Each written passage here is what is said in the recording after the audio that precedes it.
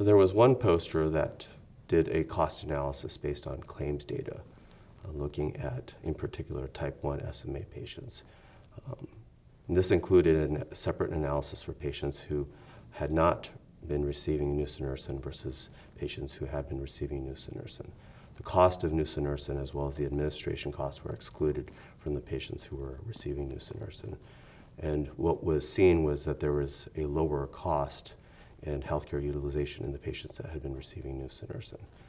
Both numbers were significantly high, and this analysis did acknowledge that the cost and the burden of the disease is still quite high in both groups, but nonetheless it's less in the patients who have been treated with nusinersen.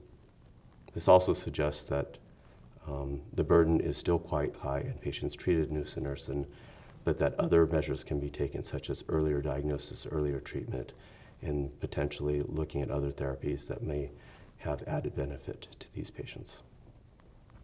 So cost remains a very important consideration, practically speaking, when we're talking about therapies that are available for spinal muscular atrophy, including both nusinersen and onasemnogene apavarvik. The analysis by the Avexis group presented at this meeting showed that when you take a metric such as an undiscounted quality adjusted life year index, the overall cost balances out by 5 years. Basically, it shows that the cost of treatment can be balanced out by the positive outcomes that prevent hospitalizations and thereby incur more cost. The availability or accessibility for treatments from a payment perspective has been an issue. In the managed access program, the gene replacement therapy was available on an individual institutional review board basis, where the medicine was given to children outside of the clinical trial who would have been ineligible for the clinical trial. But post-approval, I think what needs to go into cost considerations is sort of showing potential benefits along with risks and long-term outcome that need to be discussed with payers in detail, so that the adjusted sort of cost is shown in the long term. So cost consideration in the short term may seem pretty high, but the long-term adjustment seems to be balanced and of benefit. So as we know, we have two gene-modifying therapies for spinal muscular atrophy, and both of them are high-cost drugs.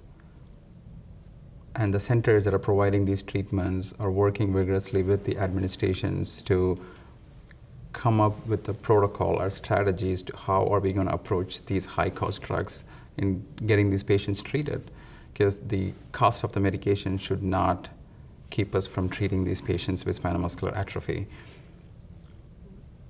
It's important for the institutions to realize that and have a multidisciplinary approach involving the financial group and the hospital administration to think about what are the strategies that we could use, to talk to our payers, how can we streamline the process of getting prior approvals for these treatments in the timely fashion. As we know, earlier treatment, better the outcome. As far as patients who are uninsured or underinsured, it will be helpful if we have some support groups or programs from the companies that is working on these medications. And there are already programs in place that we are currently using. We are fortunate to have those companies giving us those programs and support for the patients that we are using, but I think that can be improved.